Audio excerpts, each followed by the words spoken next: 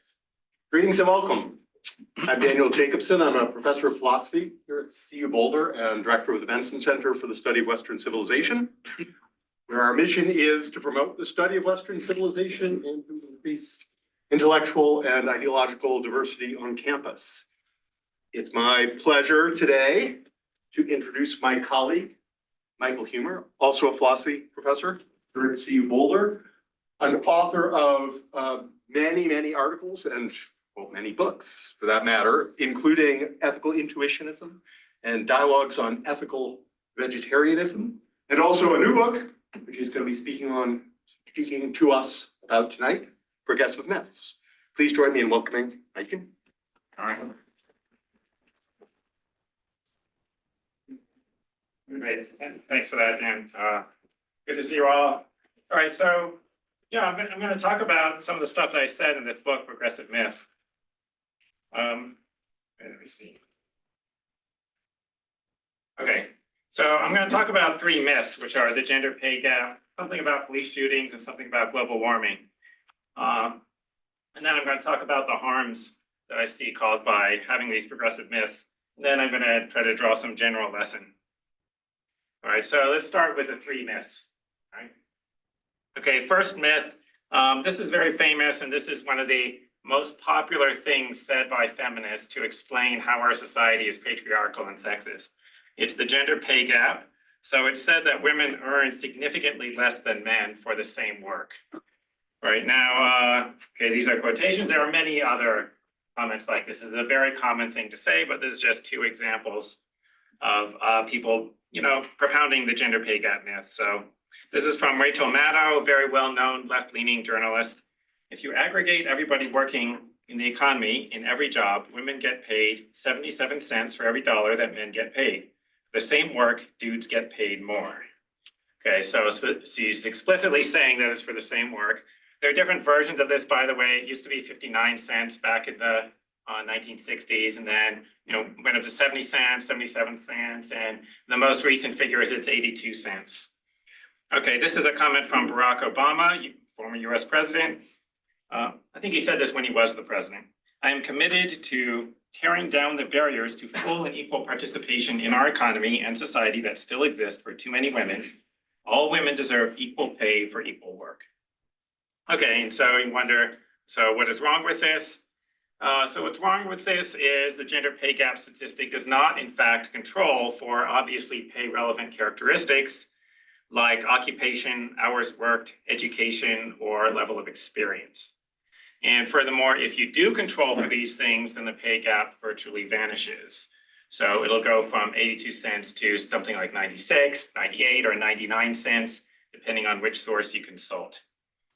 All right, so it's unequal pay, but not for equal work. It's unequal pay for unequal work. Okay, why is there a pay gap? Why is there a gender pay gap at all? So, all they did was they took the average pay of all women, no matter what they're doing, and divided by the average pay of all men, no matter what they're doing. Why is there this gap? Well, in order to maximize your income, you generally have to make certain sacrifices. So, money isn't free, and they pay you more for doing certain kinds of things. And the simplest, most reasonable explanation is that men make more sacrifices to make more money. And that is, they prioritize money. And women in the workforce are more likely to prioritize family life, or what they call work-life balance, or other factors besides money. And so that's going to lead to the men getting paid more. An example is there's this thing called hazard pay where you get paid more for doing a dangerous job. A good example, lumberjack is the most dangerous legal profession in America. It is also overwhelmingly male dominated. So it's about 95% men. Now you commonly hear statistics about how certain desirable jobs are male dominated. So you hear like, oh, CEOs are mostly men and like senators are mostly men, but also the least desirable jobs are male dominated, which you might hear less often. Right, so the most dangerous jobs are almost entirely male dominated. And now, why is this? And can this pattern be explained by the theory of patriarchy? Well, that doesn't provide a very good explanation. Notice that men suffer about 90% of workplace fatalities due to this fact that the worst jobs and the most dangerous jobs tend to be male dominated. So what's the best explanation that explains both why men dominate the high status professions and the low status professions? And the answer is, well, men are more willing to do more for money. That is, they prioritize monetary income more than women do. And so they're willing to do stuff like risk their lives to get money. They're willing to do this, the stuff that you have to do to get to be a CEO or, other highly competitive jobs. All right, that's the best explanation. Furthermore, there might actually be a reverse gender pay gap. It's not clear whether this is the case, but it's not implausible that there might actually be a reverse pay gap, meaning that it might be that when you actually control for all relevant factors, women get paid more than men.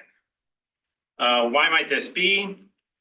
So one reason for thinking this is that controlling for a small subset of pay relevant factors virtually eliminates the pay gap.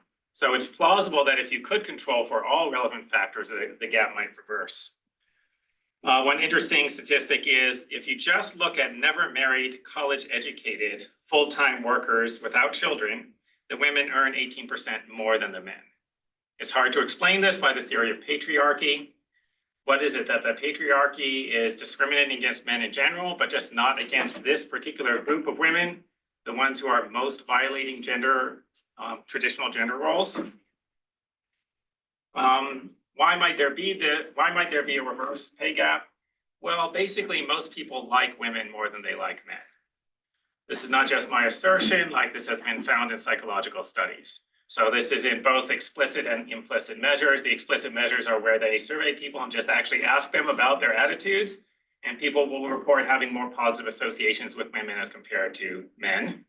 And then the implicit measures are this thing called the implicit association test, where essentially people find that, the psychologists find that it is harder for people to form positive associations between men and good things than to form positive associations with women, right?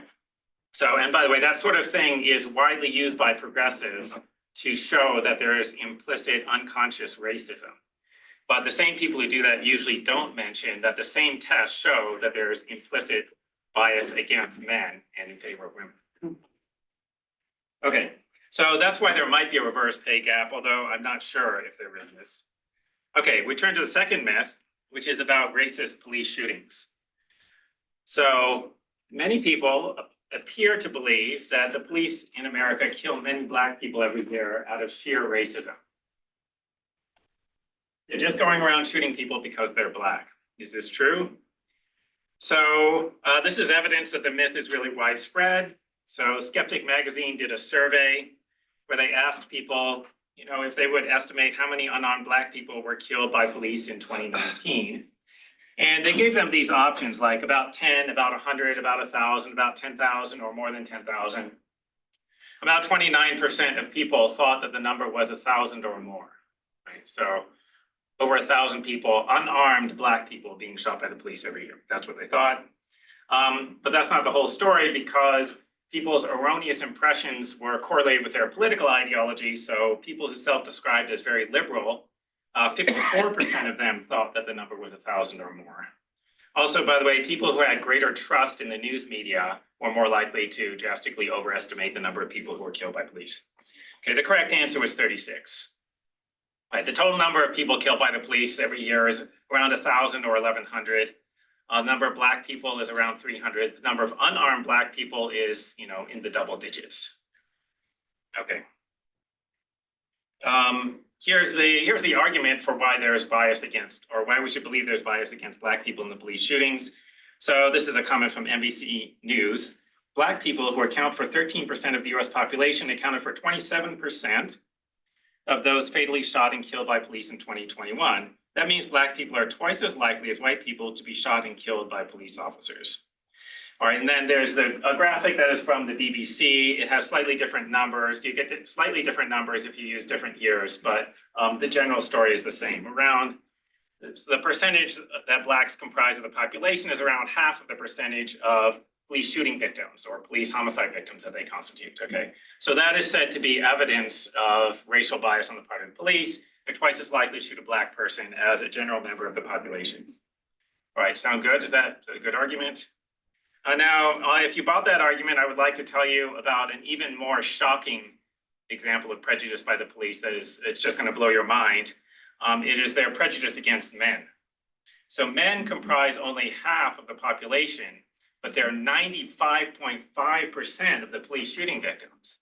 And women are only 4.5% of the police shooting victims, meaning that men are 21 times more likely to be killed by the police than women are. So what could explain this? It could be like there's this incredibly intense sexism on the part of the police against men. Is that the explanation? Or it could be something about the rates of violent crime. So it turns out that men commit about 88% of the homicides and women only do 12%. So it could have something to do with a greater tendency to violent behavior on the part of men. If you look specifically at violence against police, it's even more lopsided, right? So in one particular year, and this might vary from year to year, but 98.5% of the people who killed a police officer were men. And as a matter of fact, there was one woman, right, which comprised 1.5% of the total. There was one woman who assisted her husband in killing a cop. So she wasn't even the instigator, she was just helping her husband. Okay. So it appears that men commit more violence and more violence against police. And these are proxies, reasonable proxies for their tendency to do something threatening or violent in an encounter with the police that could plausibly lead to a violent police response, even in the absence of prejudice by the police. Right, so that's why those statistics are relevant. Sound right? Sound reasonable? Yep. Okay. If you buy that, then how does this apply to the case of race? So again, it was said that Black people are about 2 times more likely to be killed by police than whites. Could this have something to do with the rates of violent crime? Well, Black people are also much more likely to commit violent crime. So Black people are only 13% of the population, but they're 40% of the murderers. And they're 43% of the cop killers. So again, these things are reasonable proxies for the tendency of people of different racial groups to do threatening or violent things in an encounter with the police, right? If this group is more likely to kill police, they're probably also more likely to do threatening or violent things when they encounter the police. So that could reasonably explain the disproportion without positing prejudice on the part of the cops.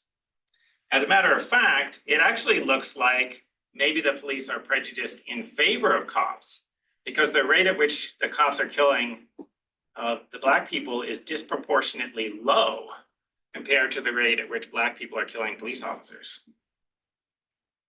And this was confirmed by an actual experiment that they did using simulators. So they have these kinds of simulators that are used to train police officers, and some academics did a study in which they had people act out these scenarios. And for each scenario, they had a version with a white actor and another version with a Black actor. And it's the same scenario, they're doing the same things. The only difference is a different actor with a different color skin. So they wanted to see whether the police, and so in these scenarios, the police are supposed to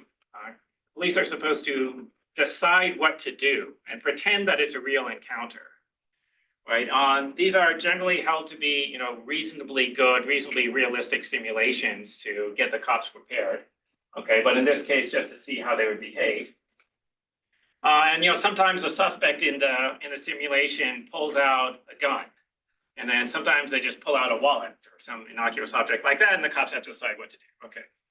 So they wanted to see if they were more likely to wrongly shoot Black people than white people, and it turned out that the result was the opposite of what you might expect. So the police were quicker to shoot white suspects than Black suspects, only slightly quicker, right? So 0.2 seconds quicker. So it took them 1.1 seconds to decide to shoot a white suspect and 1.3 seconds to decide to shoot a Black suspect. By the way, that time difference is too small for it to have been intentional on the part of the cops, right? So that indicates some kind of unconscious attitude. They mistakenly shot white suspects 14% of the time. They only mistakenly shot black suspects 1% of the time. If the statistics were reversed, you know that progressives would be saying that this is proof of the racial bias on the part of the cops. Right, so it looks like, if anything, there's a racial bias in the opposite direction. There's a reverse racial bias. Okay, oh, by the way, I would just comment, you might think, how could that be? Like, that's totally implausible that they're biased against white people. Well, a plausible explanation is the police know that if they shoot a black person, that will be examined. They will be examined in the media and they will get public attention for it. And if they shoot a white person, they will not.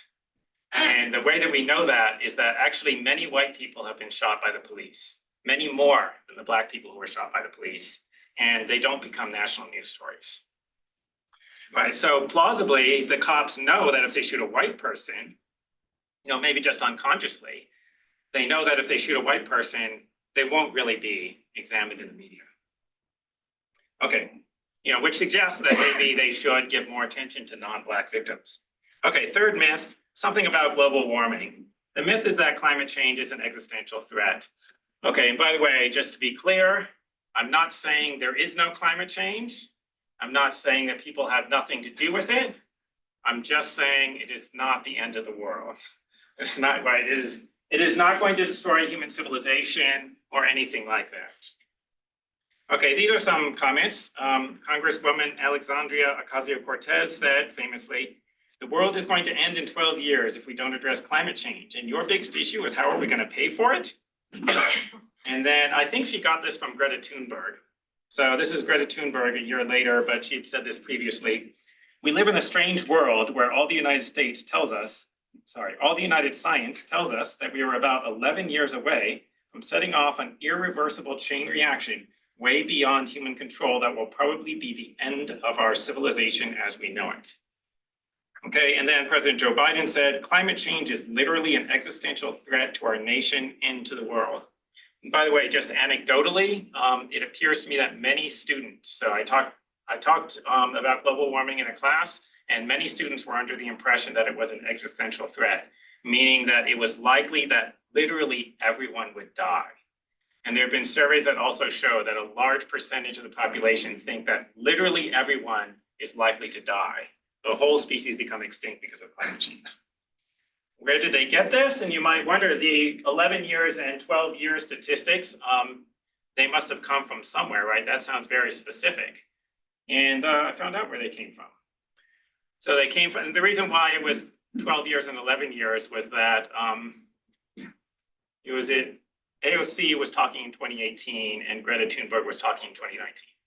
Okay, so it was only 11 years ago. Okay, it came from an IPCC report called Global Warming of 1.5 degrees C, which was published in 2018. But that report did not say anything about the end of human civilization. It did say something about doing something to stop climate change within 12 years. What they said was that we would have to drastically reduce CO2 emissions by the year 2030, so within 12 years, in order to prevent global warming from exceeding 1.5 degrees C relative to pre-industrial times. And by the way, we're already at 1.1 C relative to pre-industrial times. So, okay. They did not say that failure to do so would destroy our civilization, and they have never said that. They have never said anything like that because they're not crazy, alarmist political activists. It's the political activists who are saying things like that. These are some comments from mainstream climate scientists. There are more comments in the book along these lines. So this is from Adam Schlosser, who is the deputy director of the MIT Joint Program on the Science and Policy of Global Change. If I had to rate odds, I would say the chances of climate change driving us to the point of human extinction are very low, if not zero. And then from Michael Mann, who is one of the leading climate alarmists. And by the way, if you know what this is, Michael Mann is the author of the famous hockey stick graph. Okay, so he's like, if anyone, he's like a celebrity in the climate alarmism world. So he said, there is no evidence of climate change scenarios that would render human beings extinct. So there's what the scientists say, and then there's what the political activists say that the scientists say, and those two things do not match. These are examples of mainstream projections. So these are things that just ordinary mainstream scientists who are worried about climate change are saying would be the costs of climate change. So the IPCC was estimating that there would be maybe in excess 250,000 deaths per year by mid-century. I didn't find an estimate for the end of the century. That was what I found. But just by the way, the 250,000 deaths, that will be about 0.25% of the total death rate for that year. So total number of people dying that year will be around 91 million. William Nordhaus, who is a well-known economist who works on climate change, estimated that by the year 2100, climate change might be costing us 2.5% of total GDP. Now, 2.5% is not something to sneeze at. We will care about that at that time, but bear in mind that those are going to be people who are vastly richer than us today. So it's going to cost them, it's going to cost what we would consider super rich people, 2.5% of their GDP. That is very far from 100%. That's very far from killing everybody. The ocean level rise that's anticipated by the IPCC is between 0.4 and 0.8 meters by the year 2100. This is not going to bury Manhattan. It's not going to submerge Manhattan. It's not going to submerge the Statue of Liberty or anything, things like that. It will plausibly result in greater risk of flooding in coastal cities. So the problem with the ocean level rise is not really that a bunch of cities are going to be underwater. That's silly. The problem is that there will be a higher risk of flooding. Okay, that's what people are saying. Okay, and now what is wrong with having all of these myths?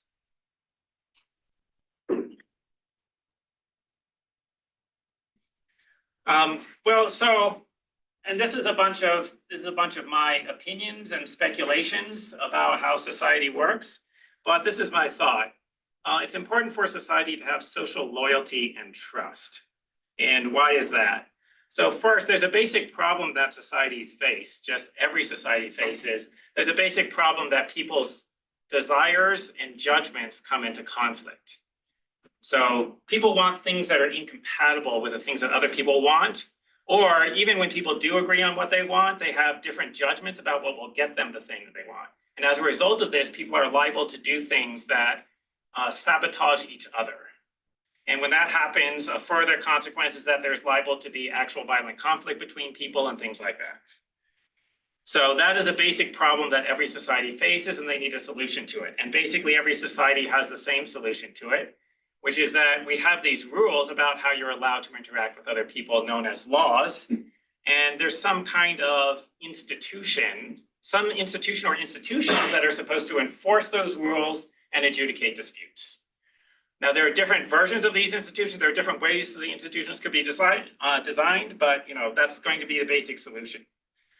Okay, and now my claim is that solution requires a certain level of trust among the members of society, trust in the institutions, and a certain sense of loyalty. And why is that? Because in order for the institutions to work and for the laws to be successful, people have to be willing to do certain things to enforce them. So most people have to be prepared to follow the laws voluntarily. It can't be that everyone is forced, because there are just too many people. So no government and no other institution has the power to enforce the law against everyone if everyone is inclined to violate it. You can enforce the law against like the 3% of the people who are ignoring it and violating it if the majority of people are following it voluntarily. Okay, the other thing is that enforcing the law requires taking a certain amount of cost, and the rest of society has to be ready to take that cost and ready to punish. It takes a certain amount of cost to punish violators, right? So we have things like that. And what's going to make you follow the rules, even when you don't get your way, hopefully, is that you're going to trust in the institutions and you're going to feel some loyalty to them and loyalty to the norms of your society. Now, you might think, why do you need that feeling of loyalty or trust? Why not just make a rational calculation? And my answer is, well, most people are just not that good at making rational calculations. Right? So if you don't have the emotions of loyalty and trust, it's just going to be that a bunch of people are going to incorrectly, as I believe, but they will incorrectly calculate that it's in their interest to violate the social rules and damage the institutions. Okay, now how do we bring about social loyalty and trust? Well, there might be some amount of instinct that people have. There might be some sort of like biological factor that makes people tend to trust their society, but I don't think that that's enough. And I say that because there are many societies in which they don't have enough loyalty and trust, and as a result, there's a bunch of chaos. So I think that you have to teach people about the values of your society and sort of teach them why those values are good, and then teach them about the institutions, how the institutions are supposed to work, and why you should value those institutions. I think that's a necessary part of getting people to feel some kind of loyalty to the institutions. Another thing that happens is like there will be some symbols and stories. So back when I was in high school, they taught me all this stuff. Like there was a civics class and they taught me about the Constitution and like how it was designed, how it's supposed to work. There were these checks and balances. And then there was this Bill of Rights that was supposed to prevent the government from violating certain really important rights and so on. Okay, but then they also taught me some stuff about like, how great George Washington was, how honest he was. And so that's a picture of George Washington with a cherry tree, right? They chopped down the cherry tree and then his father asked him about it and then he said, well, I cannot tell a lie, I chopped it down. So it's partly a story about how he was a bad kid, but also how he was a very honest kid, okay? And then, I was taught about like how honest Abraham Lincoln was like a super honest guy. And so there's some stuff like that. Okay. All right, so, and at the time, I didn't value these lessons, okay? And at the time, and not only at the time, but for years afterwards, I thought I had just been propagandized, that this was bullshit propaganda. But I much later started to think, okay, maybe it was propaganda, but maybe it was useful propaganda. So, okay. Now my concern is that progressivism and these myths that I was talking about undermine social loyalty and trust because they teach people that America is evil, that our institutions are designed to exploit and oppress people. So think about what the lesson of the 1619 Project is, right? They're trying to convey that the fundamental values of America are not this stuff about freedom and individualism or democracy or equality or any of these things that my generation was taught were the fundamental values. They're trying to teach that the fundamental values of America are racism and exploitation and oppression, right? And if you think that, why would you have any loyalty to that society? And why would you have any trust in its institutions? If the story that you're told is that the institutions all exist for the purpose of oppressing and doing injustice, right? And the myths that I described previously, and there are many more, are kind of all in line with that. They're kind of in line with attacking our society. So, in our society, the racism is so prevalent that the police just kill you for being Black, and the rest of society lets them get away with it because the rest of society just approves of murdering people from this particular group, right? And then, also it's such a sexist society that we just like pay women less just because we don't like them, right? And then also our society is actually going to kill everyone, right? Like we're putting all this pollution in the atmosphere that's going to kill everyone because we don't give a shit, right? So another thing is the progressive movement has now turned against free inquiry. The norms of free inquiry are an important part of the institutions of our society. They're an important part of like why America became a good society. And what I have in mind there is there are just certain things that you're not supposed to say. Actually, I'm probably not supposed to say the stuff in this talk, right? So, I could probably be canceled or something. There's an attack on national symbols. So, today I suspect people are no longer taught about how great George Washington was or Thomas Jefferson or Abraham Lincoln. They're probably taught about how those people were evil racists. That's probably the main thing. All right, and by the way, I'm not suggesting that you should lie and pretend that they weren't racists, but I'm suggesting that you shouldn't just focus on the bad things, right? Okay, and then there's sort of an apparent effort to sow discord among different groups. So telling people that these different groups are inherently opposed to each other, that the white people are trying to oppress the Black people. So that is sowing discord between white and Black people. If it was true, then we need to know about it. But if it's not true and like we're just telling lies to propound this, that's extremely destructive and bad. Okay, now why not undermine our society? Well, these are my ideas. First understand, just in general, society is a complex order. It requires things to be working in a specific way. And for any complex order, if you disrupt it in kind of a general way, just like blowing things up, the result is usually not that things get a lot better. The result is usually what you might call regression to the mean, meaning it will go in the direction of the average thing of its kind. Now, so what I have here is, on the left there, that's a picture of our society today in Chicago. And on the right is a picture of a more normal human society. I don't know what society that is. I just searched for poor city or something. All right, but that is more like what most human societies are like, the thing on the right. And the thing on the left is an extremely successful society. And I don't have time to elaborate on this, but really you should appreciate how extraordinarily lucky we all are to be here. This society that we're living in, it's extraordinarily better for the people in it than the overwhelming majority of societies in human history. There are all kinds of things that are just working better. It's much richer, much higher standard of living, much higher life expectancy. The institutions are working better. There's more freedom, than most societies. Right, so if you disrupt that, what do you think is going to happen? If you're already in like the 99th percentile in terms of well-functioning human societies and you decide to attack the institutions, what do you think is going to happen? You're going to go even higher to 99.9 percentile? No, you're going to go down, right? And I think there are times when something like that has in fact happened. I think that was kind of what happened in the 20th century with the Marxists. They kind of they said, well, let's just blow everything up and then start over and we're going to remake a new society. And actually what happened was, well, we saw the workings of certain features of human nature that have been around since the beginning of civilization, like human selfishness and capacity for just taking advantage of the situation.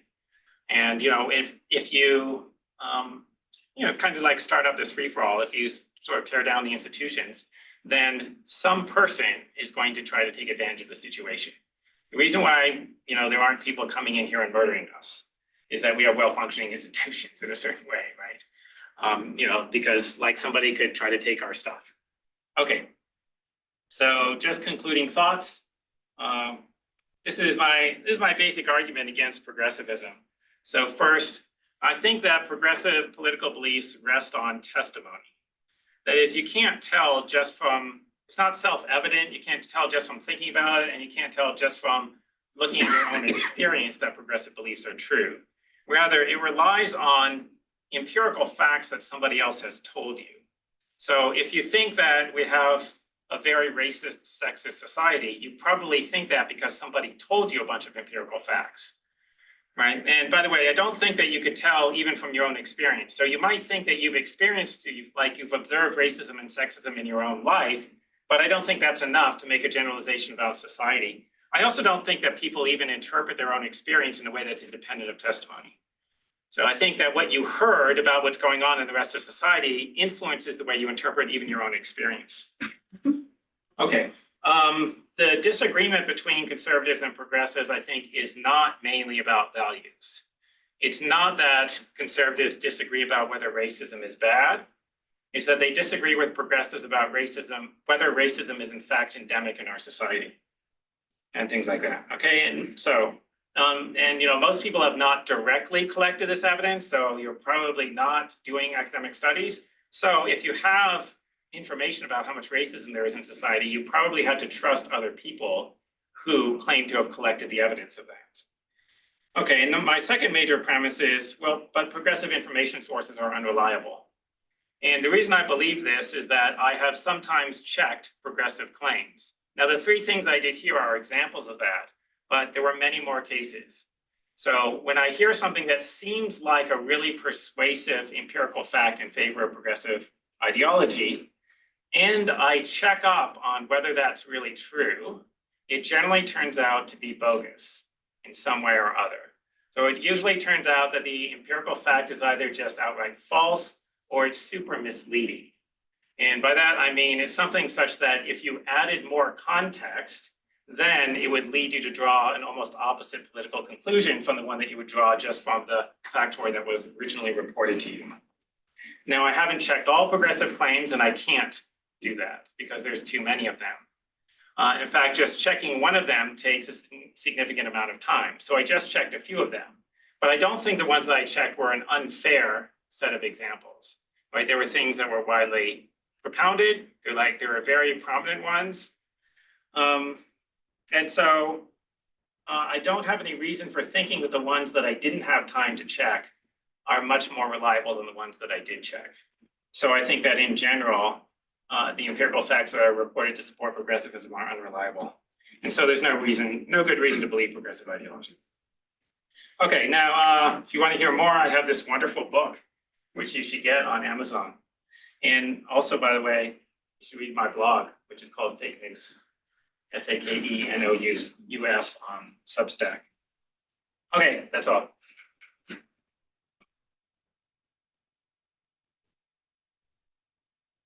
Okay, we have some questions from the virtual audience as well as questions here. Let me ask if there are any students who want to lead us off with questions.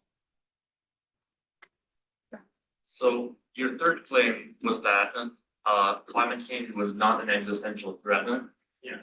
But the people you cited, particularly Joe Biden, they were saying that it was an existential threat to our nation. I don't think existential threat to our nation implies that all humans would go extinct, as Greta Thunberg and AOC were saying. Yeah. So I don't know if that can be fairly classified as a progressive claim rather than a straw man or a very small subset of progressive claims. I think the much more common claim is that it is a threat to civilized society because of the loss in GDP and refugees. Yeah, so, okay, so the first one is ambiguous. What did she mean by the world is going to end? She later said that she didn't mean it literally, although she didn't clarify exactly what she meant. And then Greta Thunberg said, well, something about the end of our civilization. So she didn't actually say that everyone would be dead. Like maybe we would just be living in a primitive, uncivilized state. And then Joe Biden said, threat to our nation and to the world. Okay, but existential threat means that it would stop existing. So it seemed to imply that maybe the United States will stop existing and then maybe the world will stop existing. But okay, so some of the claims are weaker than others, but the weakest interpretation is still radically over-exaggerated. Right, like the IPCC never said that civilization was going to come to an end. They never remotely suggested that. Right, and there definitely are some people who make the stronger claims, right? Like everyone's going to die or something like that.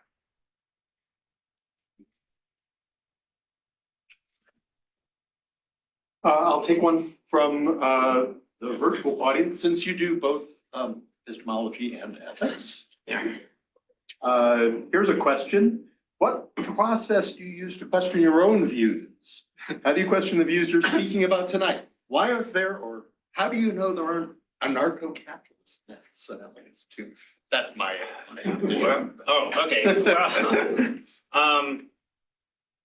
so a more common question would be like, oh, well, what about conservative myths? Maybe they're conservative myths, maybe they're libertarian myths. There aren't enough narco-capitalists for there to be very many myths that we would have. But, fair enough. I added that. Yeah. So. So yes, there are conservative myths, so right-wing myths. And I didn't talk about them, and why didn't I talk about them? Well, I have limited time, and also like the conservative myths are not, they're not likely to have been persuasive to you, I don't think. So, well, I'm not sure. Maybe I don't know. Maybe I'm wrong. But like the myth that there's no global warming whatsoever. Like, yeah, okay. But it doesn't appear to me that that's, I don't know. It doesn't appear on its face like an empirical fact, like the other stuff appears like it's supposed to be a scientific fact. Oh, okay. But then the other part of the question was, oh, well, what do I do to question my own beliefs? I don't know, I think I just like listen to other people. Like that's one thing. So like I do some reading, like so like see what people would say, including people who don't agree with me. I don't know. Maybe that's the main thing to do, right? So like I don't only read libertarians, right? Which would be a very limited supply of information. Right. So by the way, like the things I'm doing to like debunk the myths, I'm not appealing to like right-wing only sources, right? That's not like right, like this thing. Like these are not right-wingers, these are not climate skeptics, these are mainstream scientists, right? And like these things are from mainstream scientists and an economist, right? So like there's not really anything particularly prejudiced about this. The stuff that I was doing like about the police shootings, like this is not, it's not like a libertarian study or anything like that, right? This is just like mainstream reports. So the whole thing with like BLM, I understand that's like been a movement for a while, but like with your studies and the facts that you showed us that white people are actually killed more by police shootings, how come everyone in the media that like presents that type of information, they get heavily criticized and they're like, oh, you're a conservative, like you don't care about everyone, like you're just this white supremacist. Like how come that like the media always focuses on like trying to keep it like so woke, like if you know what I mean, like and not so like why can't everyone be important and included and all that? Yeah, why are the media biased? Well, I think they're overwhelmingly left-leaning. That's the answer. Well, actually, I think there's a couple of things, right? One is that, well, like most people, most journalists are on the left, like they're Democrats, not Republicans. Now, of course, there are Republican sources like Fox, and then they just have a bias in the opposite direction. But they're a minority, so okay. And the other thing is they're biased towards entertainment. Their business model is not we make money by keeping people informed. Their business model is we make money by entertaining people and keeping their attention so that then we can sell it to advertisers. And it's like it gets attention if you say stuff that's kind of like shocking about how racist our society is. And then like that gets people angry, it gets people on the left angry, and then they get more engagement, and then they make, the company makes more money. So how come society's so like set on tearing itself apart with that information specifically? Yeah, I mean, and so like I don't think that they're, well, like society isn't trying to tear itself apart. That's a byproduct, right? Like at least partly it's a byproduct of the free media business model, right? The free media business model is just like, well, to make money, we just have to get attention. We don't have to tell the truth. And like, and if the things that you're reporting are undermining society, that doesn't really matter to your bottom line. Like maybe 50 years from now, there's going to be more violence in society or something like that, but you'll still have made a bunch of money. Yeah. So thank you for the talk, Michael. I was thinking about your penultimate slide when you talked about progressivism in particular. Yeah, because there are lots, I mean, false claims proliferate, they come from lots of sources. And so I'm trying to think, okay, what is it about progressivism in particular? And you name testimony as being a source of knowledge that seems to be valued more highly by progressives than not. The other way to, a synonym to testimony is identity or experience-based epistemologies. That's, at least kind of how I'm reading this. Oh, well, I mean, so testimony is somebody telling you something because they allegedly know it in some other way that you don't know it, and then you believe them. And so it could be that they're claiming to directly experience the thing, or they could just be claiming to be an expert. Sometimes it's, I don't know, sometimes it's neither of those. So it could just be like a media person, and then they're claiming to have found it out in some other way. Maybe they talk to the experts and they're reporting to you. Okay.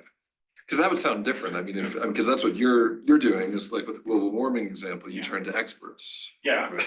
So, you might say, oh, well, but like, how is that? So one, progressivism rests on testimony. How is that different from any other ideology? Well, it's not really. Like people's political beliefs are generally based on testimony. Maybe not all of them, but, mostly. And, also true for conservatives. And I guess I think it's less true for libertarians because libertarians have more, like, you might say more doctrinaire views. They have more sort of like abstract principle-based arguments or something like, like it's always wrong to initiate the use of force or something like that, which isn't really an empirical claim. Okay, but yeah, so I guess it's worth pointing out, that doesn't mean that there is good reason to believe some other ideology, right? Like, so maybe there's a parallel argument, and if I start checking on conservative claims, I bet I would then come to think that most of them are unreliable too, and then I bet I would think there was no good reason to believe conservatism either. Sorry if that's disappointing someone.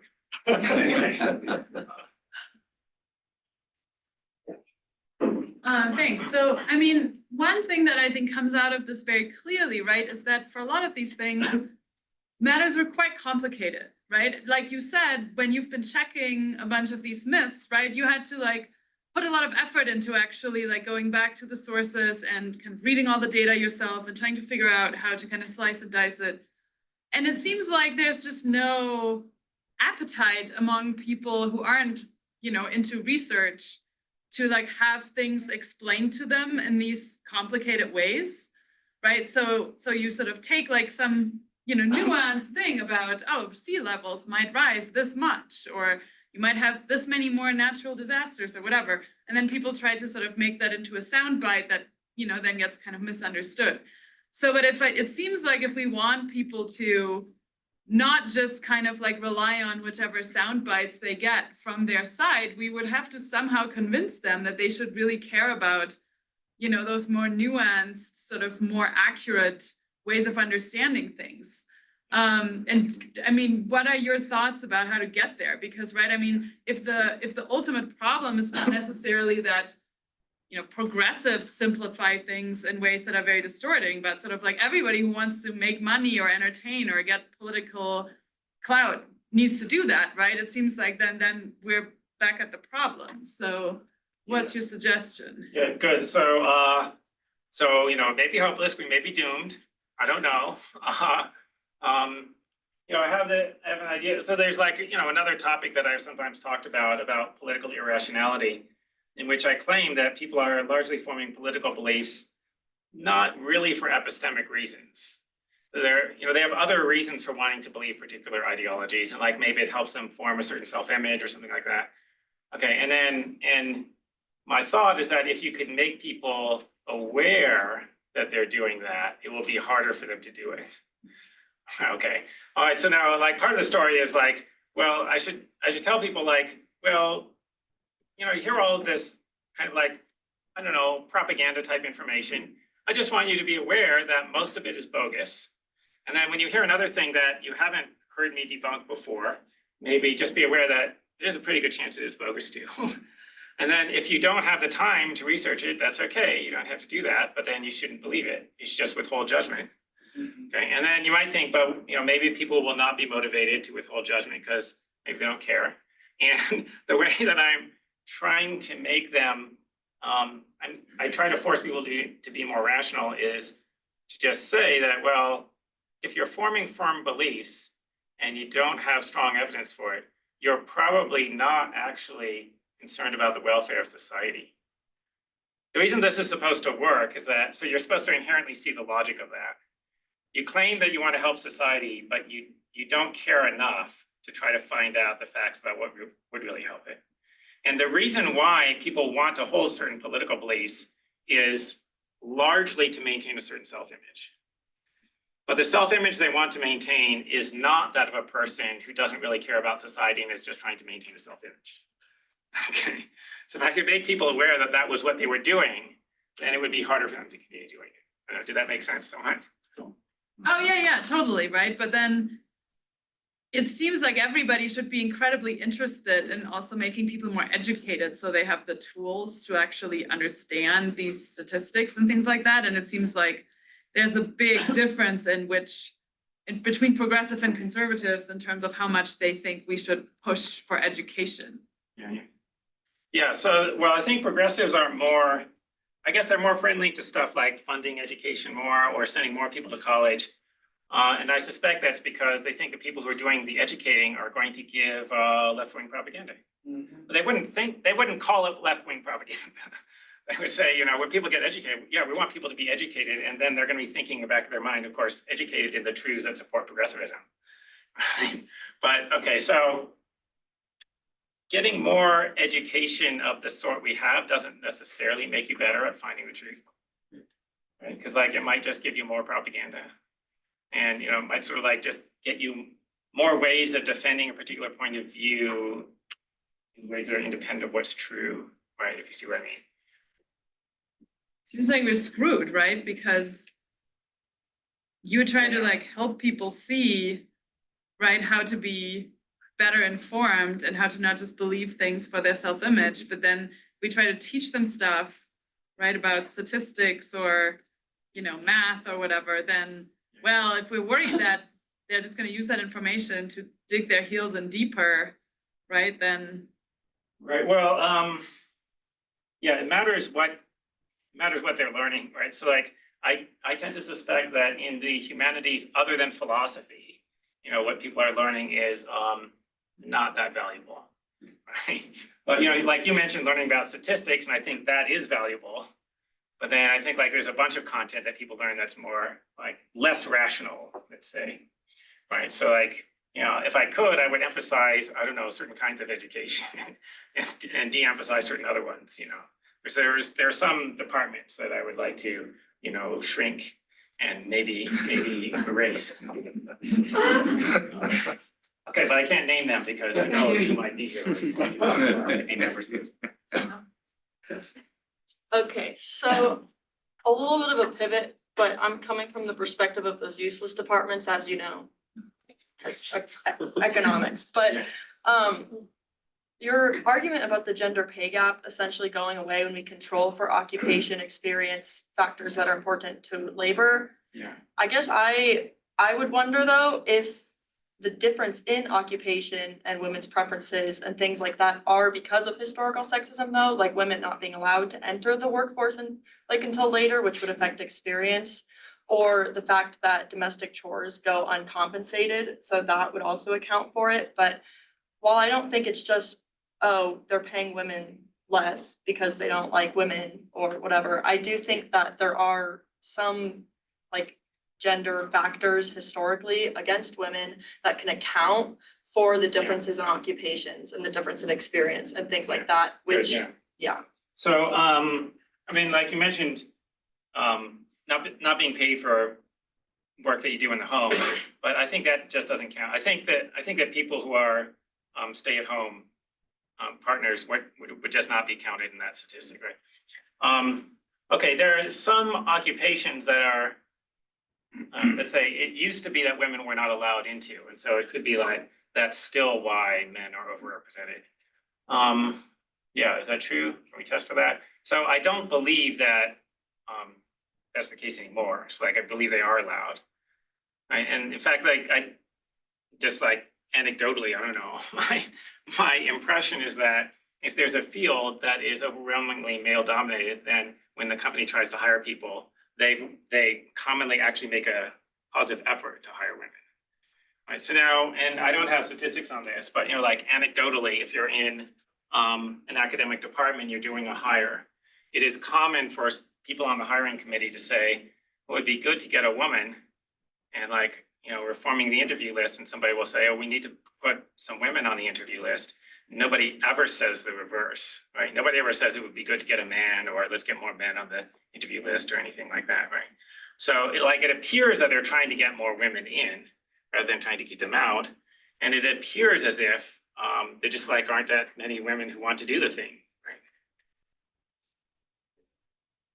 Yeah, I mean, as I mentioned, it's not just desirable jobs, right? It's also like really undesirable jobs. There's a bunch of undesirable jobs that are male dominated, right? And it's like, okay, and for the undesirable jobs, why are they male dominated? Nobody wants to say, oh, because of sexism. Well, people say it's because, well, like women don't want to do those jobs. Like, why are they not working as roofers? Because they don't want to. Like there are more men who are willing to do that, where it's like, it's a crappy job, right? Crappy and dangerous.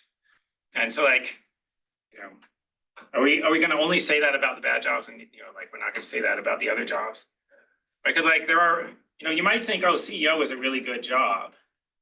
Well, I mean, it's good in terms of getting paid, but it's also a really bad job in other ways.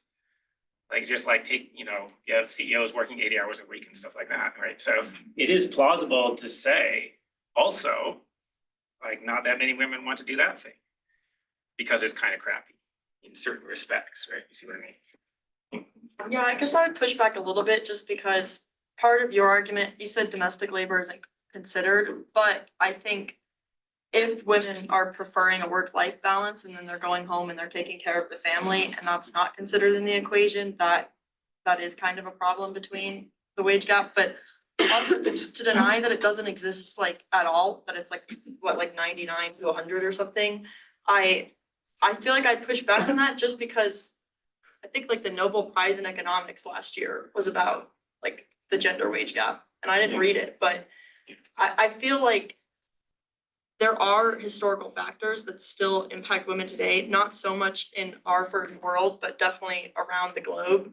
Yeah. There are a lot of inequalities, and I wouldn't say that they're completely gone, and I don't really have like the empirical evidence to just kind of like Yeah. pull up in front of me now, but I do feel like those have long-term impacts, especially because like women didn't even get the right to vote until like 100 years ago.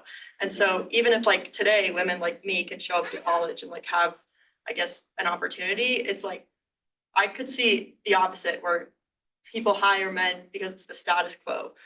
We can look and say, okay, we've never had a female president, and we could say that's because the candidates that have been chosen haven't been the best. But I don't think it's necessarily that women don't want these positions. I think it's probably a lot of factors, but I think it's kind of a big assumption just to like jump to the conclusion that there's not really a gap at all. Yeah, well, so, I mean, I want to address another thing you mentioned, like,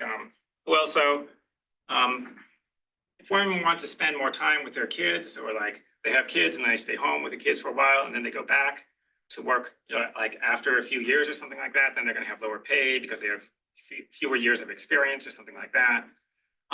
So I think that's true, but I don't think that's an injustice. So like it's not like the patriarchy decided that women should be the ones who bear children. It's no, like nature decided that. So like, you know, you might think that that's cosmically unfair, but it's not an injustice because like people didn't impose that, right? And then, you know, well, if the women tend to stay home taking care of the children more often than men stay home taking care of the children. Well, that's probably because the women choose to do that. It's probably because the women have a greater desire to do that than the men do. And so like, it doesn't look to me like an injustice. Oh, I was gonna mention another thing, like there have been studies where they try to figure out if there's a bias against people based upon their name. Right, so you might have heard these, there's some studies where if you have you send out these resumes to see if people get callbacks. And the resumes there's like two versions of each resume, and one of them has like a black sounding name, one of them has a white sounding name. And the black sounding name gets fewer callbacks. Okay, about 2 percentage points fewer, so it's not a huge difference, but it is detectable. Okay, and then they did that with male versus female names, which you don't hear about as often. The reason you don't hear about that is that it doesn't feed into the progressive ideology, right? And they don't find a bias based on sex, and there might be a slight bias in favor of women, right? Where you put the female name and you're more either as likely or slightly more likely to get called. I know there are other questions here. We're going to take another one from the virtual audience. Because several people are sort of in the same vein, that something like, okay, maybe you've shown that climate change isn't an existential risk, that's a myth, but maybe that's a hyperbolic position. So someone asks, are there weaker versions of the three myths that are defensible? That is, climate change is important to deal with even if it only has a small existential risk. Blacks and women are disadvantaged in some ways, even though the myths are hyperbolic. Yeah. What would you say? Okay, so climate change is a real problem. Like, I mean, I don't have any reason to doubt these estimates, so I think it's plausible that climate change really will cause harms of this magnitude. That's something to worry about. Now, I'm not sure that the overall cost, I'm not sure that the overall effect of climate change is negative. So I believe that something like these harms are going to happen, but I also believe there will be benefits, and I don't think that the IPCC took into account the potential benefits. Right, so like so about the 250,000 deaths, like more people are going to die because of heat, but fewer people are gonna die because of cold. And actually, every year, a lot more people die from cold than die from heat. So it's not crazy that it could actually be overall beneficial. It would be quite a coincidence if it turned out that the exact optimal temperature for the Earth to be is the one that it currently is at. Right? Like there's about a 50% chance that the optimal temperature would be higher than it currently is, just a priori, and a 50% chance that it would be lower. It's super unlikely that it would be exactly what it currently is. So like it's not crazy that the optimal temperature for the Earth might be a few degrees higher than it currently is. Okay, so anyway, so like even though I believe that these are real, I think it could still turn out that global warming winds up being beneficial overall. I'm not saying it is, I'm saying I don't know. Now the other things, so okay. The other two myths, like about the police shootings. So that thing that I said, like I think that's true. There isn't a bias against Black people. There might be a bias against white people in police homicides. However, there's also been research indicating that there is a bias on the part of the police in non-lethal use of force. They're more likely to use non-lethal force against Black suspects compared to white suspects, it appears, but less likely to use lethal force. So like that's true. And then I think that's true. There are disadvantages that women suffer, like, yeah, there have got to be disadvantages that women suffer. It's not clear to me that they overall are disadvantaged, right? Like there are going to be some disadvantages that women have and some advantages. There are going to be disadvantages that men have. So it's not clear to me that overall one sex is better off than the other. So. Yeah, so thanks, Mike. Great talk. You have this theory that what's so worrisome about progressive myths is that they'll undermine our trust in, in public progressive myths in particular, well, myths in general, undermine our trust in institutions. That would be really bad. But and that's why we should really, worry. And, if that happens, we're likely to, the society will become is likely to be worse than the society we currently have. Yeah. And that presumably you're saying that because that's why we should be worried about these progressive myths. But, if that were, if you think that, applying that theory, you'd think that then progressives would be the ones that like stormed the White House after the, recent election of Donald Trump. And you'd think that, while Trump was in office during COVID, mandating these vaccines, progressives would be the ones that were like using all these other and like, rejecting the, protesting against the government mandates. And, when it comes to education, progressives would be the ones that want to, destroy the university and, get rid of even community college, so on and so forth. But in fact, precisely the opposite, is what we're seeing. It seems to be, not progressives, but conservatives who, are waging, and are frequently cynical about all of our, mainstream institutions. So, it seems like exactly the opposite conclusion. So I guess it seems to me like you could kind of conclude, one thing you could conclude is that there's something wrong with the theory. Like another thing you could like conclude is that actually the progressive myths are not really that worrisome. And, and in fact, it kind of seems like progressives, mostly what they try and do is reform institutions. Well, so you gave 3 examples and I only thought one of them was undermining social loyalty and trust, which was like, storming the Capitol and trying to stop the certification of the election. Now, I guess like some people might be surprised that I'm an anti-Trump person and also anti-woke, right? So I just want to comment that like the reason why I'm anti-Trump is the same as the reason why I'm anti-woke, which is that I want to preserve our institutions. I want our society to continue. I don't want to blow it up. Okay, now a couple of the other things like, the conservatives want to undermine higher education or something like that. And I don't think they want to just totally destroy it, but they probably want to cut funding and stuff like that. And then they want to get the wokeism out. But the reason why the progressives are not trying to destroy that is that they're trying to use it to destroy the rest of society. They're trying to use higher education because there's so many progressives in higher education. Like, but if there were a bunch of conservatives in the universities, then they'd probably be trying to undermine the universities, right? And then I forgot what the third thing was. Vaccines. Oh yeah. Well, but I don't see that as like undermining our society. So you don't agree that there's a general asymmetry in the level of skepticism toward public institutions, that you see on the left and on the right. Well, Because to me, it seems like a massive gulf. And, I know a lot of very conservatives, moderate conservatives, radical conservatives. And something I hear consistently, is yet not just that you can't trust what's coming out of the universities, but you can't, trust what's coming out of the, FD, or like you can't trust what's coming out of any the government yeah. institution. So, to me, it seems like, even if you disagree with me about the specifics, I don't know, it seems to me, maybe you'll disagree about this too, but it seems to me, uncontroversial that, right now that that the type of distrust, and skepticism about public institutions that we're seeing Yeah. is coming, and I don't know, to me, that seems exemplified maybe most, forcefully in the response to, the election, but that's just the tip of the iceberg. Yeah. I guess I think that they had different kinds of suspicion, right? So like it seems to me like when the progressives are attacking our institutions, they're making a more general thing. Like just like our society in general is unjust or something like that. And then the right wing, I don't know, like far right populist people or something, they will be making more specific claims like, oh, the CDC is lying because they're taken over by big pharma or something like that. And so, and then you could sort of like think about, well, which one of these is worse, right? Because, well, you might well think that the more general claim is worse.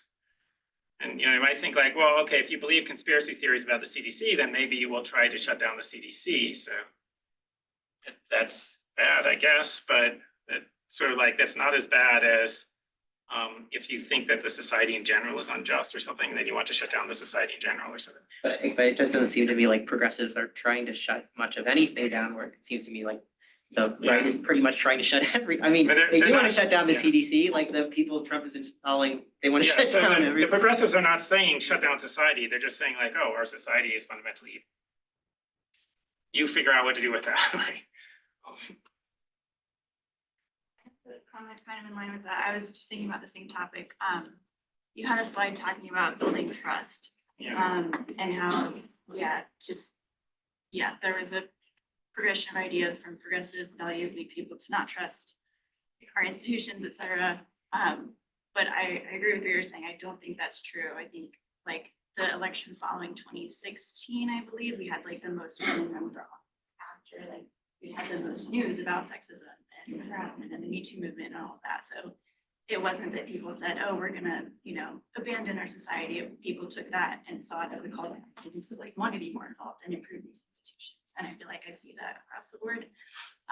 That's not true of all groups of people though. I know like African Americans, Black folks have a lot of mistrust in our society. They tend to not vote or not want to be involved. But I just disagree with the premise that we can just teach people values to try to get them involved. I'm wondering if you have any other ideas for how to build trust with certain communities to get them to want to be involved and improve our institutions. Other ideas besides teaching people values and I don't know. I can Why tell our you institutions are good. that comes from like I think it would be problematic to go to communities that have been historically disenfranchised earlier on in our history as a country and say, hey, look at the early history of our country, we should be more like that. If you follow what I'm saying. Well, I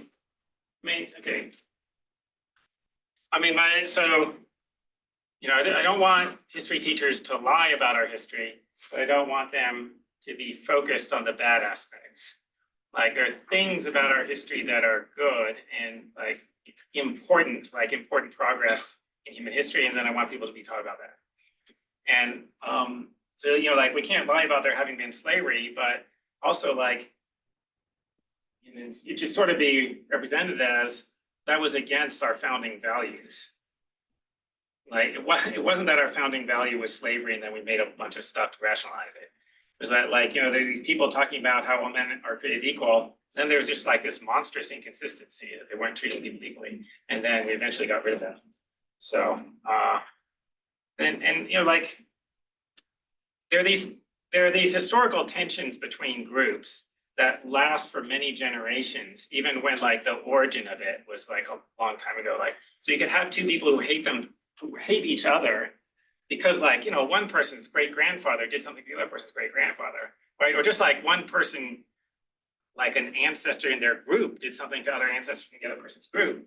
And sometimes I think, well, like, what if we all got amnesia and like we just didn't know what happened before we were born? And then like there's a bunch of conflicts that would go away. Like maybe the Arab-Israeli conflict would be gone if people just didn't know what happened. And then sometimes I start thinking, well, maybe we should just stop teaching about that history. And If those biases didn't continue forward to present day, I might agree with you. But I think if those, like, the biases from history continue through generations, so they still exist today, so even if you get rid of history, you still have. well, yeah, I don't really think the biases are continuing. So I think like if you have some kids and like, there's a class with some black kids and some white kids in it, they are not going to notice that they're different races. Like they will know that this person has different colored skin, but they will not know that that is supposed to be significant. Like this is my experience from like when I was a kid. Like nobody gave a shit that like some of the kids had different colored skin.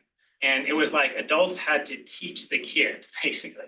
I don't know exactly how they're doing it, but somehow I think like we're teaching each generation that the color of your skin matters. Our biases through generations. So somehow we need to stop teaching them that. A couple things. I think it's important to point out that you're trying to use scientific methods of observation and data to make judgments about these things. And you contrast that against progressivism is largely based on testimony, which is similar, more like to religion. Okay, so that's just sort of a passing comment, but I think the questioner on the other side of the room sort of makes your point. In your talk, you said that progressivism tends to undermine the trust in institutions. Yeah. And he points out that now the right or conservatives distrust certain institutions like universities and government and media. And isn't that largely because they've become so progressive? Yeah, of course it is. So just it's about the first thing you said. Like I want to clarify. Like I'm not saying don't rely on testimony in general, right? But I'm saying like there's certain kinds of testimony that appear to be unreliable. Because like I rely on testimony very often, like all the time, right? And actually the stuff that I was saying, I didn't collect any of that data. So I'm relying on trust in the people who collect it. But I'm saying like, well, when you hear information that is really persuasive for one political viewpoint, like it's really common that that's unreliable. But okay, okay. So why do right-wing people tend to distrust certain institutions? And yeah, I think it is like because they perceive an ideological slant and because they perceive that those institutions have in fact given false information. And sometimes that is actually true. That like the conservatives are not hallucinating all that. Like there are cases where like academics will suppress information or like they'll refuse to publish something. And so in essence, like suppressing data that they have because they think that it could be used to support right-wing causes. Like that happens sometimes. And then like, conservatives start thinking, okay, so like now I can't trust anything these people say. It has happened that the government has lied to us. Right, and like they kind of admitted this like during the COVID-19 pandemic. It is like this is a different myth, but anyway, they lied about the effectiveness of masks preventing transmission of the disease. First they said you don't need a mask, and then later they said everyone needs one. So they were lying one time, either the first time or the second time. I don't think that the data like radically changed. And so okay, and so like ordinary people can see that and they can go, okay, then what else are they lying about? So if they would lie about the masks for whatever, like policy reasons, right? Like, so then they're not pure scientists. They're not purely reporting scientific data. They're thinking about what political outcomes they want or what they want for society and then deciding what to say based on that. Okay, so then if I don't agree with their general political views, then I guess I can't trust anything they say. So anyway, so yeah, so like it's not entirely the conservatives' fault that they're not trusting these institutions. And now the conservatives are probably like, overestimating, like, I don't know, they might be overestimating how much false information there is. Yes.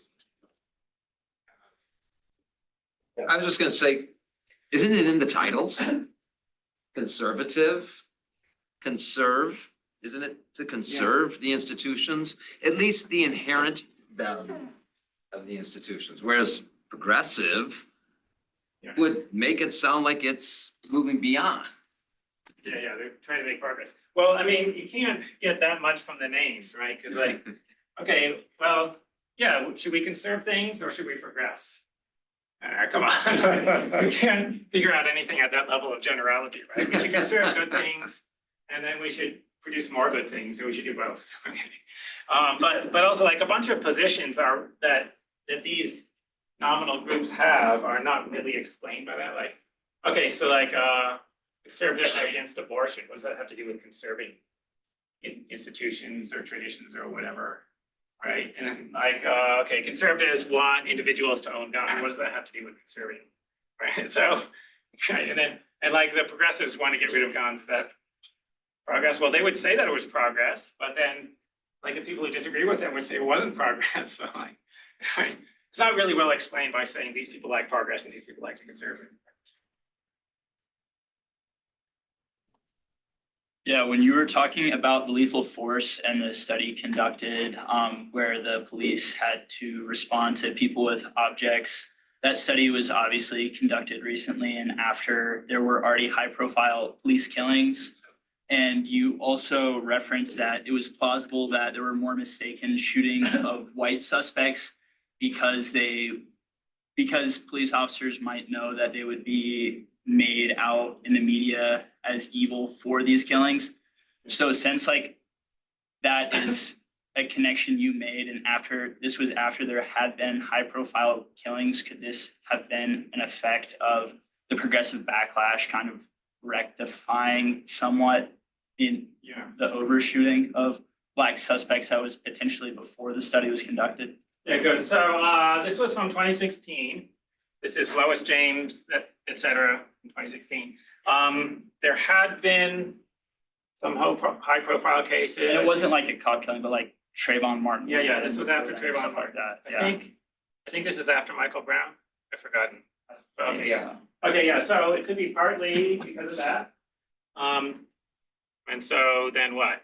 Well, but it looks like we overcorrected, right? Because it looks like now there's a bias in the opposite direction. Maybe what the media should do is they should report on, like all shootings that look questionable or all homicides that look questionable regardless of race. And it seems like they only want to report on the Black victims.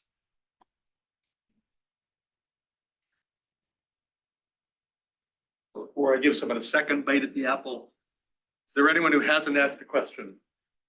This one. Okay, you get a second bite. Okay, I just, as a student, I just have to push back a little bit, because you mentioned how when you learn about value systems, when you were like back in school, they teach you like the civics type of thing. Yeah. I mean, they do that to us still, Okay. but you also said now it seems like we just learn about how horrible of a country we are because of like slavery and all the terrible things we did. But I would argue that we almost overshadow bad things as much as we overshadow good things. Like one example I can think of this week is that I'm in an American political thought class. I know you don't think poli-sci is real, but essentially, like we all kind of trash on Andrew Jackson because of his whole Trail of Tears and he was super racist and like horrible toward Native Americans. But Teddy Roosevelt was like a white supremacist and also did the same thing, removed a lot of Native Americans, but we've got his face on a monument and we named teddy bears after him and we love him. And so I feel like just in general, Americans kind of pick or choose like when we want to like love somebody or hate somebody when they could do bad or good things. And so I guess like I would push back on us just like having a modern education system that's like very I mean, it's definitely somewhat progressive, but like very like hateful towards our history, because I think if anything, it's a little, there's a mix of both almost. Okay, yeah, good. So in fact, I have not been in high school or college for a long time, so I don't actually know. I don't actually know what people are being taught. They they taught me this stuff about how, oh, we've got the checks and balances, and we got the Bill of Rights and whatever, and we got the separation of powers, and like it's all good to protect our freedom, and then Declaration of Independence, like everybody's equal and whatever. So I don't know. They still doing that? Still doing all of Yeah, that? they're doing that. Yeah. They told me about the social contract theory, which I thought was bullshit, which it kind of is, but it's also I don't know, it could be beneficial. It's more beneficial than a lot of other stuff that you could think about the government. So, yeah, I don't know. I'm under the impression, but I might have gotten this impression, just from whatever right-wing propaganda source, that there's more attacks on America in our education, right? Because there's a bunch of left-wing people in education. Yeah, that seems like a myth too, though. I mean, my mom watches a lot of Hannity, so she thinks that everyone's learning to switch genders and stuff at school, which I just don't think is true.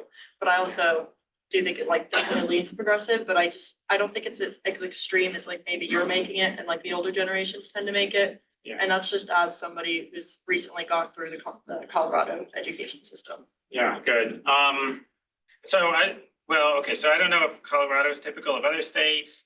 As far as the gender thing, so I don't know how much they're teaching people to change their genders, but I do know there's been a huge increase in transgenderism. So, right, so according to the DSM, so the DSM, which is the standard reference work for psychiatry, it lists gender dysphoria, and it reports the rate of gender dysphoria is something like 1 in 30,000 to 1 in 100,000 people in the population. Very rare. And then recent surveys indicate something like 1% of people consider themselves transgender. So this is a huge increase of whatever, a factor of 100 or something like that. At 100 or 1,000. Anyway. Seems pretty minimal though. With apologies, I want to move on to someone who hasn't. I just wanted to push back on that. I'm in philosophy of law and society, and every required class that I've had to take has been very much rooted in constructivism, liberal constructivism, tearing down the institutions that we have, and they don't call it tearing down, they say modify.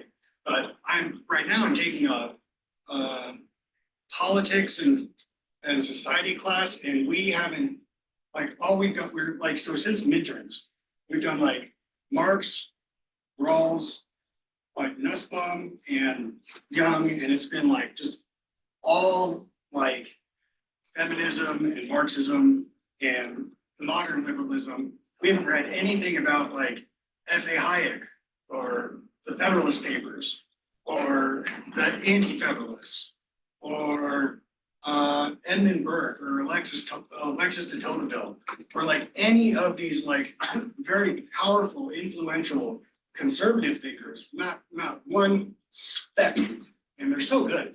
They're at least worth half the time, but we don't get any of them. Yeah, I think it's professor based too, though. Well, Yeah. it wasn't just that profession. It's been every single required class I've had. Yeah, you haven't taken my class. Which she did. So she might have gotten a different impression about what professor like. But yeah, there's a pretty big slant in colleges and universities, right? There's a few dissenters. Okay, it's another one. Take another one. So I noticed that what we're doing here is we're all criticizing other viewpoints, and it's much easier to criticize a worldview that you think is flawed or a fact that you think is flawed than it is to defend an entire viewpoint, because you only need to prove 1 or 2 issues with a viewpoint in order to say that it's really awful and shouldn't be followed. And it seems like for you, you've pointed out the issues with progressivism and the things that could potentially cause, but you haven't, but for something to be beneficial, it only needs to be more than half benefits, right? What about the potential monetary gain that progressive policies have, as evidenced by the fact that progressive cities seem to be considerably wealthier than conservative parts of the country? Okay. Well, is that cause or effect, right? So, there's a well-known sort of urban-rural divide. The rural areas are more conservative, and they're also lower income. I don't think that it's because people are conservative that those areas are rural and therefore lower income. So I think they're lower income because they're rural, they're not in the city. And I think it's just sort of like that lifestyle makes people more conservative. Like something about living in a city makes people more left-leaning. I don't know why. Okay, but anyway, now the more general point about your question is, there's some good aspects of progressivism. Okay, fair point, right? So like, you know, I don't want to say, oh, reject all progressive ideas, right? So, okay, like I'm on board with gay marriage. That's a progressive idea. Until recently, that was like a radical idea, I guess. And then suddenly took over. I don't know, like I want to legalize drugs. I guess that's a left-wing idea. Like I don't want racism.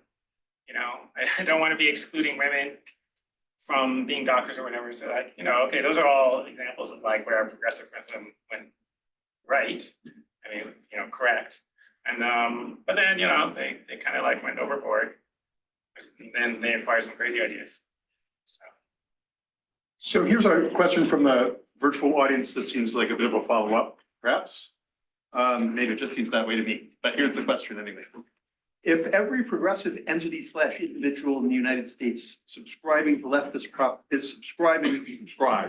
leftist propaganda, how come it subscribes to the capitalist narratives as well? So are you suggesting there is a duality that drives progressivism? Values are left-leaning, but the actions are capitalist? Is the media left-leaning, but also profit-orienting? This doesn't seem logically coherent. Okay, so I guess I'm going to take that to be in reference to the previous explanation of like how the free media business model works, where you have to entertain people in order to make money or something like. Okay, so there are these media organizations that are left-leaning and also they're interested in making money, and like making money is a capitalist thing, so they're also right-leaning because capitalism is right-leaning. Okay, and are these consistent? Well, so I mean, it could in fact be both, yes. Okay, so like, first of all, like a lot of the left-wing stuff is, it's not really about capitalism or making money. Because like, there are stuff about transgenderism, stuff about racism, sexism is not really about whether it's good to make money. The other thing is you can have people who don't believe in capitalism, but are doing it anyway. Like you can have people who believe that it's not good to just do whatever it takes to make money, and then they do whatever it takes to make money. That's actually not like super surprising that would happen. Anyway, the other thing is it might be different people as well. Okay, so like it might be that you hire pundits to go on TV, and like the person who's running the company is a capitalist, and then they're hiring people, but they're not hiring people to propound their ideology. They're hiring people to make them money because that's what they care about. Okay, so the owner just notices that this person who's got this ideological slant is getting a lot of attention, and the owner doesn't give a crap whether that person's ideological slant is true or false, and so then they just hire that person. Thanks. I'm afraid we're out of time. So would you join me in thanking Michael?